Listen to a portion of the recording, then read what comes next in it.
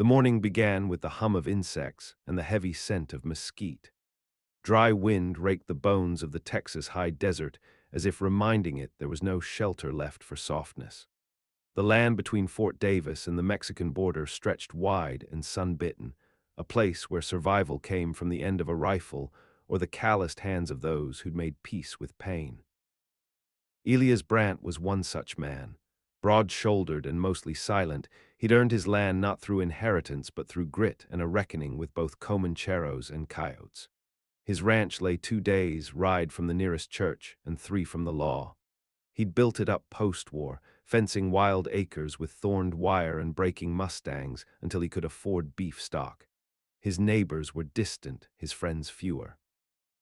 He'd married late, at 39, to a woman from East Tennessee who'd come west with a cousin and a prayer.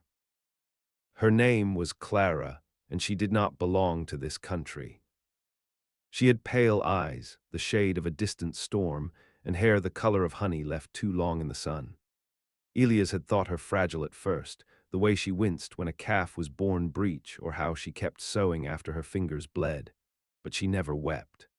And when he found her one summer morning standing over a dead rattler with a hoe in her grip, she only looked up and asked if he had any salt for the skin. They didn't speak much, but something wordless passed between them, hard-earned peace maybe, or the resignation of two souls who'd survived their share of fire. She kept the books, raised hens, and watered the apple trees that barely bore fruit. He worked the land, rode fence, and laid his body beside hers each dusk, a quiet gravity between them. Then came the smoke. It rose from the east ridge where the sheep grazed, a gray smear against the yellowing sky. Elias had mounted before the fire reached the house, rifle strapped and pistol holstered. He found the burned-out wagon by sundown, the shepherd boy scalped and butchered like a deer. That night the house was empty. No sign of struggle, no footprints but her own, her shawl still on the peg, one of her books open to pressed wildflowers. She'd been taken without a sound. The Apache didn't leave ransom notes. They took what they wanted and disappeared into mountains where no white man could follow without losing his scalp or soul. The army wouldn't ride out unless it was a massacre, and even then they'd call it the cost of progress. Elias rode for a week anyway. He found boot prints at Dead Mule Wash. He found a broken comb halfway down Dry Creek Canyon, but he didn't find Clara. And when he rode back, the ranch was dead. The wind moved the porch swing in long creaks. The chickens were eaten by coyotes. No letters came, no answers, just heat and silence. The land kept moving, but Elias stayed still.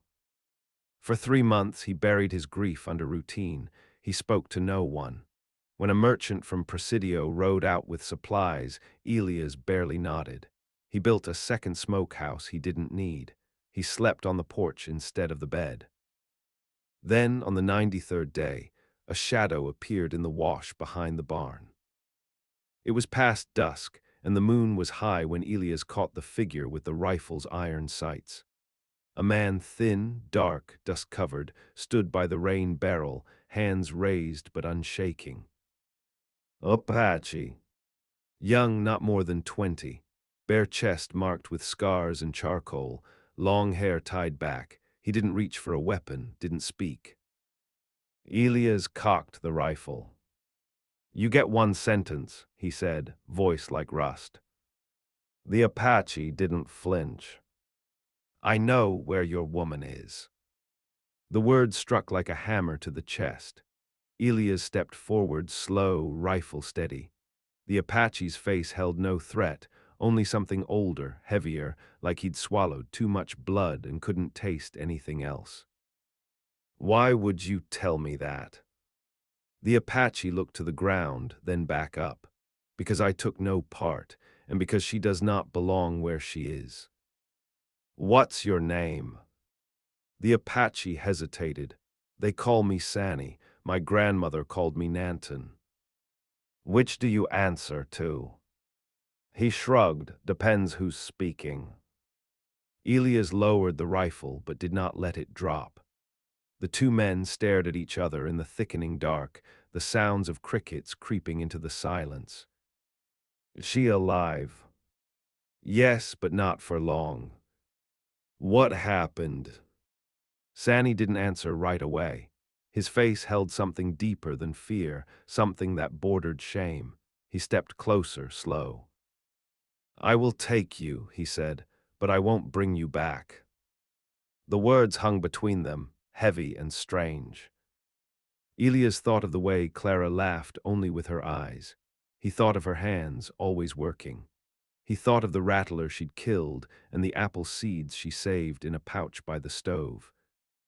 He nodded once. Then he packed a canteen, a blanket, a skinning knife, and 3 bullets. He didn't lock the door behind him. They rode south into the mountain dusk, where the land turned cruel and the stars watched like old gods. The journey had begun.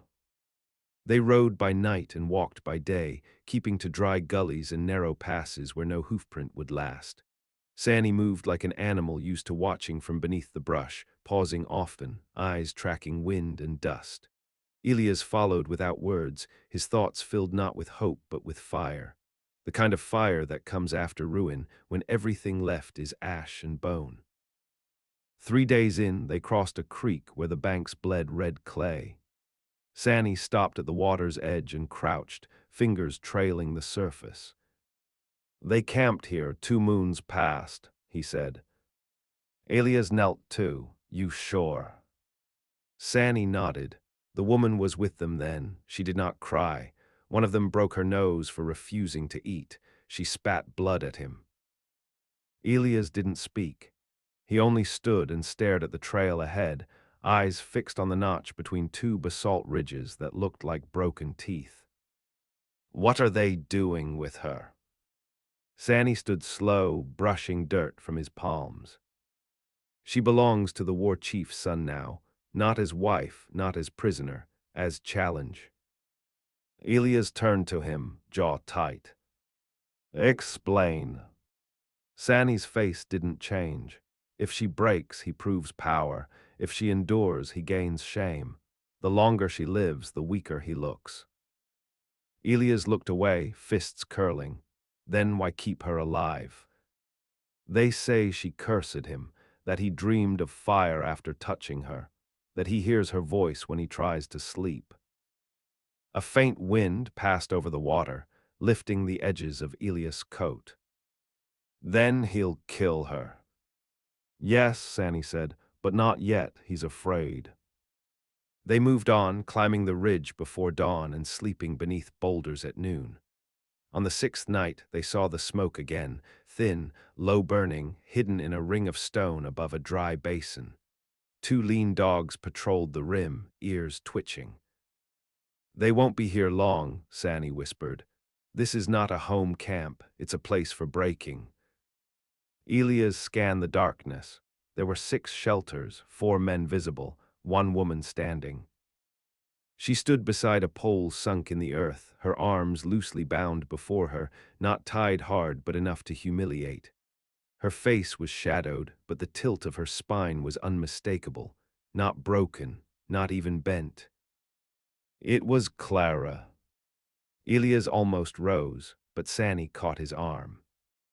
Wait, they expect that. They expect me.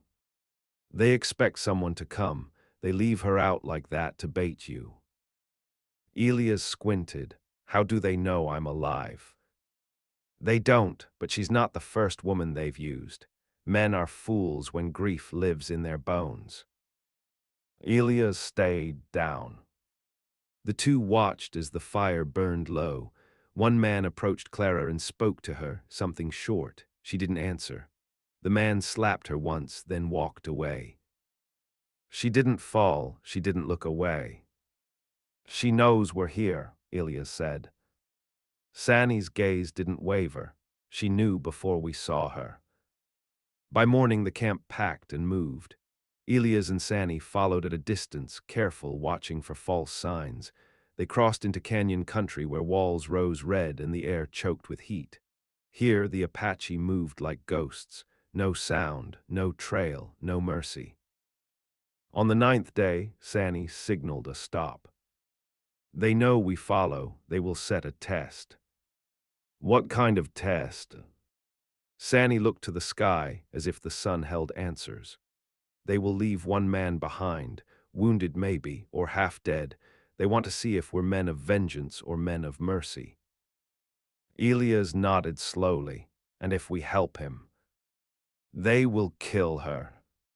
And if we kill him, they will know we are close, and they will scatter. That night they found the test. A young Apache boy, no older than 15, lay beneath a rock overhang. His leg was broken, tied with crude cord and soaked in blood. A knife rested beside him untouched. His eyes were open but dry. He didn't speak, just watched them with the flat look of someone waiting for pain to return. Sani stepped forward. "This is Nolly's son," he said softly. "He once burned 3 sheep alive to show he could." Elias stood over him. The boy didn't flinch. "They left him because they think you'll kill him," Sani said. "And if you don't, he will tell them everything he sees." Elias took the knife. It was bone-handled, short, clean. He didn't hesitate. The blade went into the boy's throat in one clean thrust, sideways, through the soft part beneath the jaw. The boy died without sound. Sani looked away. "We ride fast now," Elias said. "They'll know." They rode all night, down shale slopes and across arroyos cut deep with flash floods. At dawn, they came to a plateau where the wind never stopped. In the distance, smoke again, barely visible. This camp was different. Tighter, more guarded, no bait this time, they knew. Elias counted 8 men, 2 women, 3 children, all Apache, all armed. Clara sat at the edge of the circle, no bindings now, just a low wall of rocks around her. Her hair had been cut short. Her face was bruised purple down one side, her lips split. She sat cross-legged, staring at nothing, but her shoulders were still square. "She waits for death," Sani said. Elias shook his head. "No, she waits for me. We can't take them all. We don't have to." They spent 2 days watching. On the 3rd night, the wind shifted, carrying sound. A fight broke out near the central fire, 2 men arguing. One shoved the other hard enough to knock him into the flames. The smell of burning flesh spread quick. "That's him," Sani said. "The chief's son. He's unraveling." Elias checked his pistol. "Then we hit him first. You'll die before you get to her." Elias looked at him, quiet and steady.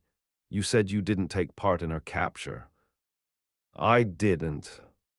"Then this is where you make that true." Sani didn't answer. He only nodded. At midnight, the 2 men slid down the ravine, silent, slow, with only the moon to guide them. A dog barked once, then gurgled as Sani's knife opened its throat. The camp stirred. A child cried out. Then fire. Elias lit the whiskey-soaked rag and tossed it onto the nearest shelter. The flame jumped fast, leaping from hide to hide. The Apache screamed, scattering. Sani moved like smoke, through tents, through shadows, knife flashing, throat to throat. Elias ran for the stone ring. Clara was already standing. She didn't scream, didn't speak, just grabbed his arm and ran. 2 men blocked the path. Elias shot one.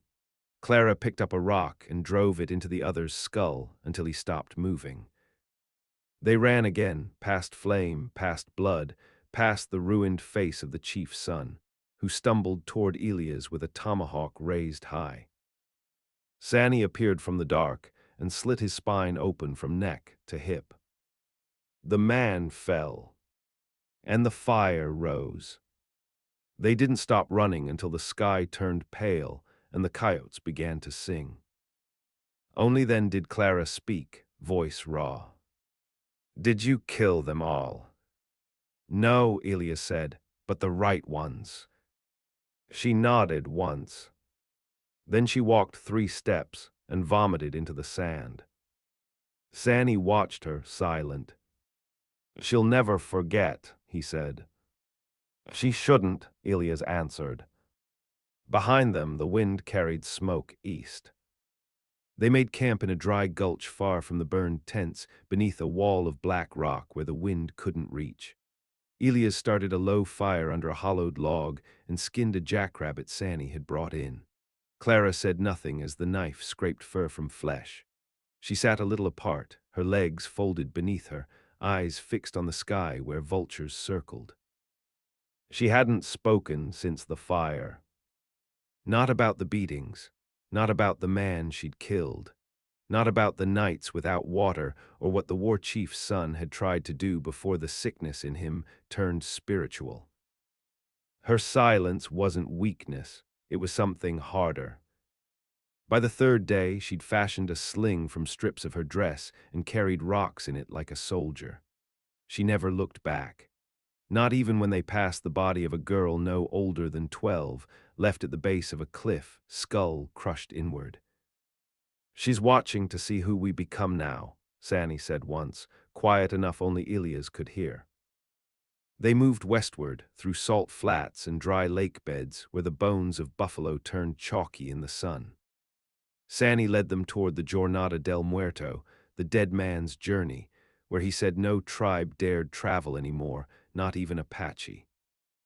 There are places out here older than us, he said one night.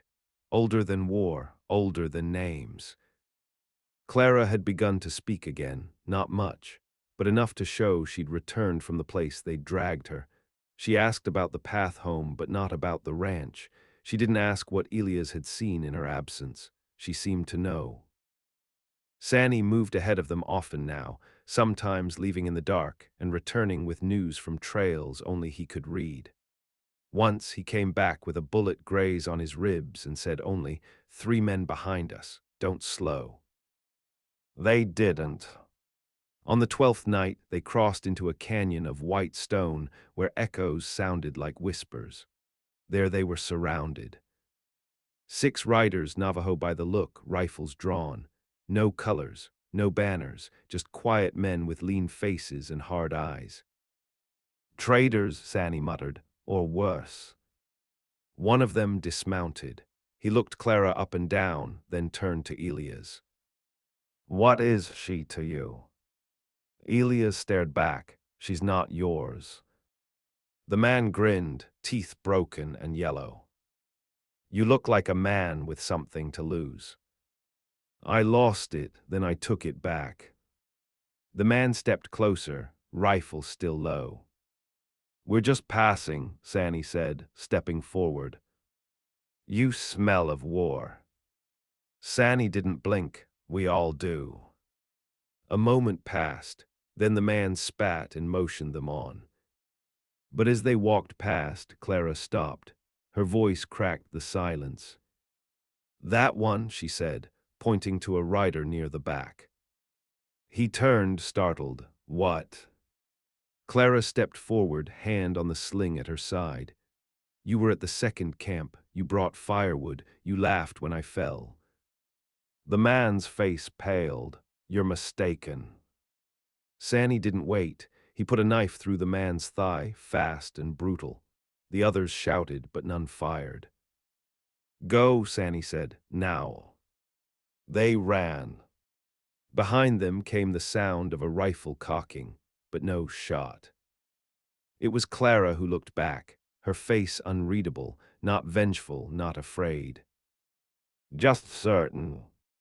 After 2 more days of running, the desert opened into scrubland and thin grass. Elias began to recognize the line of the Chizos Mountains, faint in the distance like the memory of a song. They were within reach of the Rio Grande. But Sanny did not stop. We're not done yet, he said. Elias frowned. We're near the border. They'll wait for you there. Clara was silent. Sanny led them into a dry cave ringed by petroglyphs, shapes of men and animals carved into the walls by hands long gone. There, beneath ancient spirals, he built a fire and took out a pouch of black powder. He poured it in a circle. "They think they are owed blood," he said. "Your blood, hers, because you made them look weak, because you broke what they were building." "What were they building?" Clara asked. Sanny looked at her. "A fear." The fire popped. "You can go now," Elias said. "You did what you came to do." Sanny didn't answer. He stared into the flames.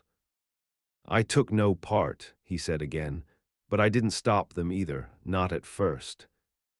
Clara's gaze didn't shift. "I could have helped sooner, could have told others, could have burned their shelters in the dark."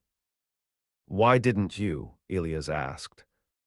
Sanny didn't blink.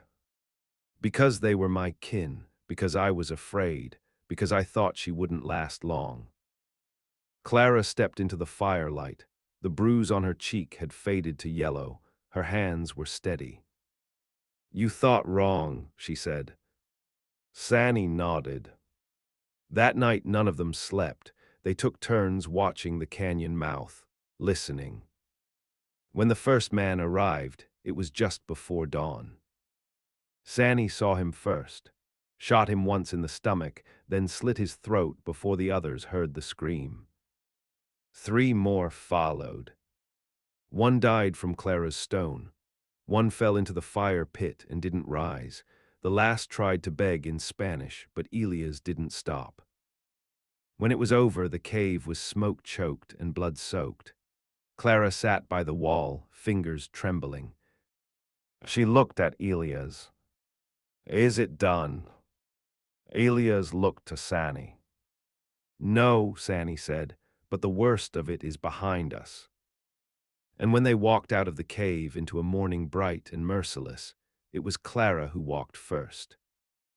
They crossed the river at a place where no ferryman waited. The water was low but fast, and the silt pulled at their ankles like a thing alive. Clara made it first, her boots slapping into Texas soil with no ceremony, just breath and motion. Elias followed, rifle slung and eyes back on the far bank. Sanny came last, quiet as ever, a ghost slipping between lands that no longer wanted him. No one spoke until the river was a shimmer behind them. The land beyond was familiar, ranch country, cottonwood groves, black vultures wheeling lazy circles over sun-bleached cattle skulls, but it no longer felt like home. Clara's eyes moved over it with calculation, not longing. Elias recognized the trails, the old creek beds, but he no longer rode as if they were his. There was something loose in the world now, something they had let out and couldn't put back. They made camp in the ruins of an old line shack where Elias once sent ranch hands in winter. The roof was half fallen, and a coyote had made a den under the porch. Clara didn't flinch when they found its bones. She swept them out with a broken broomstick and set a pot of water to boil.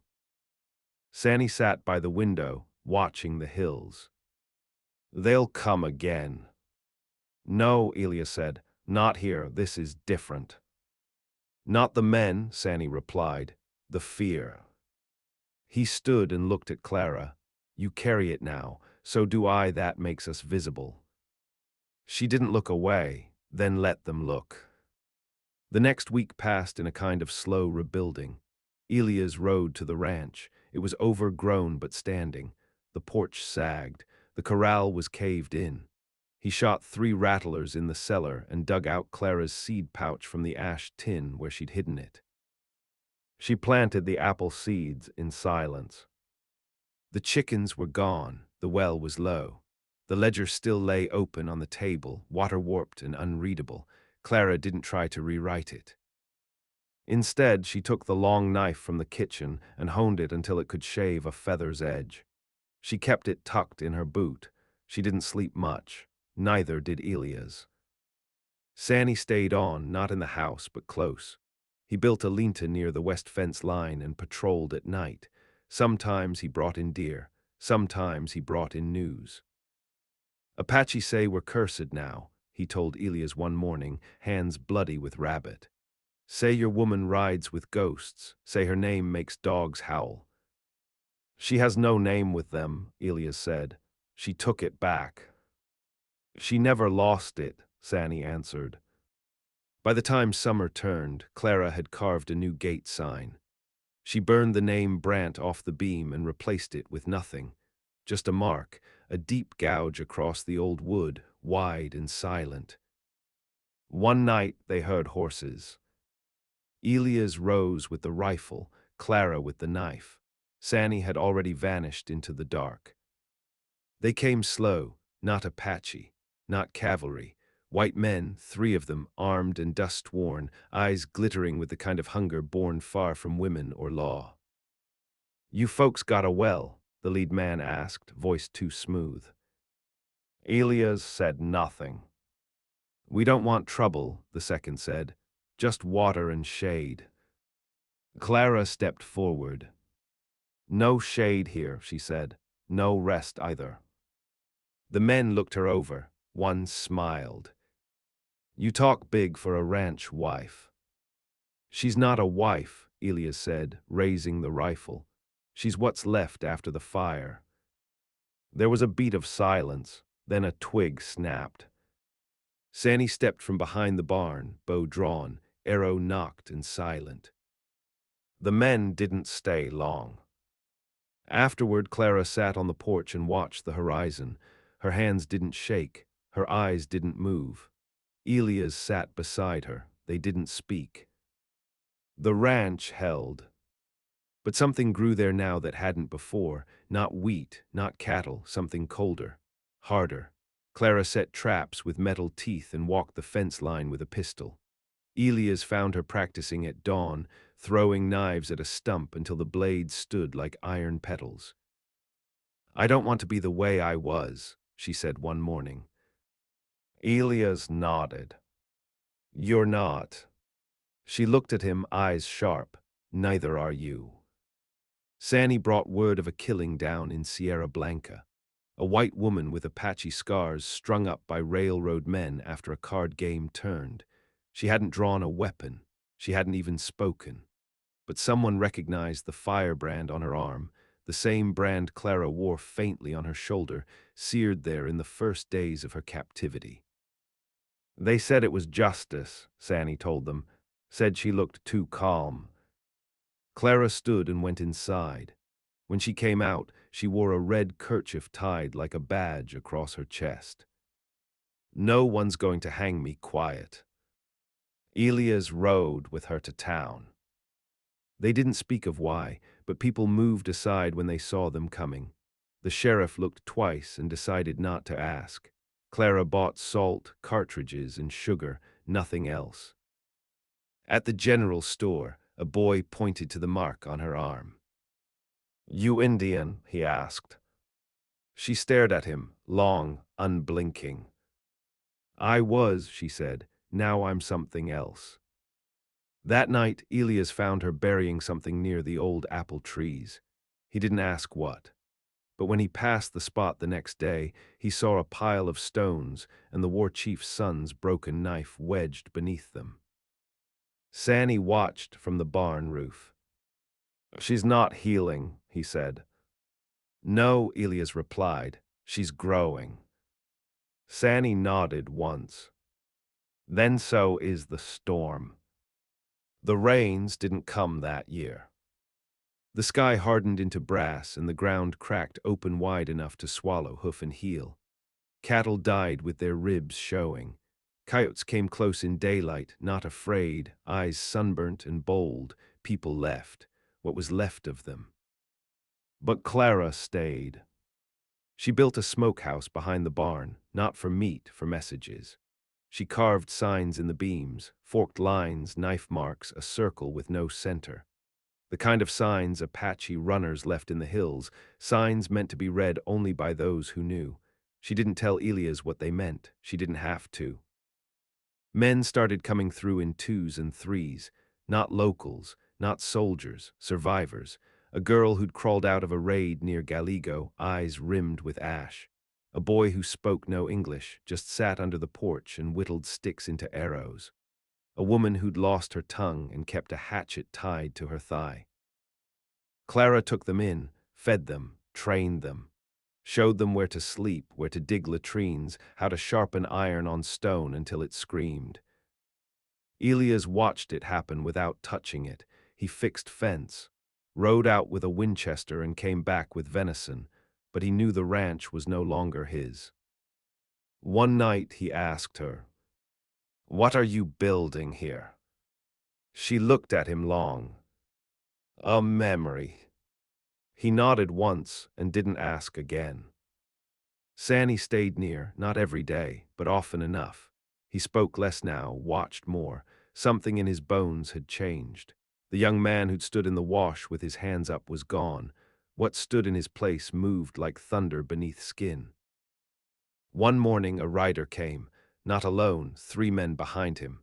Blue uniforms, U.S. cavalry. Clara met them at the gate.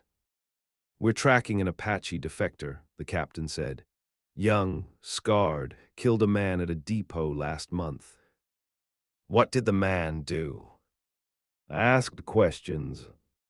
Clara didn't move. Plenty of men die for that. The captain leaned down in his saddle. "You hiding anyone?"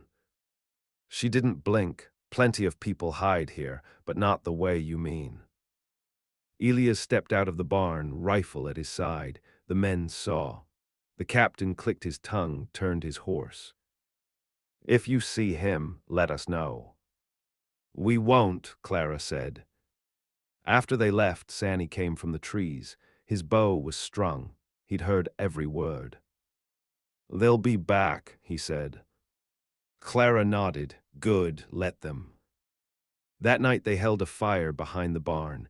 Not for warmth, not for cooking. A circle, tight, wordless. Everyone came, the mute woman, the ash-eyed girl, the boy with the arrows. Clara stood with her knife and burned an old dress in the flames. Then she turned to them all. "You don't have to run anymore," she said. "You can stay, but if you do, you fight." No one spoke, but none of them left. Weeks passed, dust storms came like walls of smoke, stripping bark from the trees. The land howled, and yet the ranch held. One night the captain returned, not with 3 men, with 12. They came fast, hard, thinking to catch the place sleeping. Clara met them at the well. "This is your last turn around this place," she said. The captain didn't speak, just raised his pistol. Sandy's arrow dropped the man beside him. Elias stepped from the smoke with the Winchester. The first shot tore through the captain's thigh. He went down hard, screaming. The mute woman took his gun and broke his jaw with it. The boy with the arrows moved through the brush like wind, felling 2 more before the soldiers could form a line. They never stood a chance. When the last one tried to run, Clara brought him down with a rock. She didn't kill him. She tied him to the post where they'd once kept the old mule, left him there until morning, gave him water, made him watch while they burned the uniforms in the fire pit. When she let him go, she gave him a word to carry back. "Tell them this place belongs to no one." The soldier limped off with fear dripping from him like sweat. Elias sat on the porch that night and listened to the quiet. Clara joined him, wrapped in the same red kerchief she'd worn to town. "I didn't bring you back for this," he said softly. She looked at him, eyes sharp in the firelight. "No, you brought me back. What I became is mine." He nodded. "Are you staying?" he asked. "For now," she said. "The land remembers, and I want it to remember me right." In the years that followed, no one called it the Brant Ranch again. No one called it anything. Just the place by the dry river or the marked gate. Riders passed by wide. Some said they saw women with knives walking the fence line. Others swore they heard a war cry at midnight, low and mournful. No one ever raided it again. and those who came seeking trouble left changed, or didn't leave at all. Sanny vanished one summer, left no note, just tracks leading west into the mountains and a carved spiral left at the well. Clara never asked after him. She said his debt was paid. Elias aged, his hands grew stiff, his eyes dimmed, but he still rode fence when he could, still carved names into the posts of those who stayed, not their given names, the ones they earned. Clara stayed young in a way only hard women do, her face lined but her eyes bright. She spoke little, smiled less. But she built something out there in the waste, something that could not be named, not quite vengeance, not quite justice. Something else. And in the end, the land remembered her. Not for what was taken, but for what she made out of the ruin.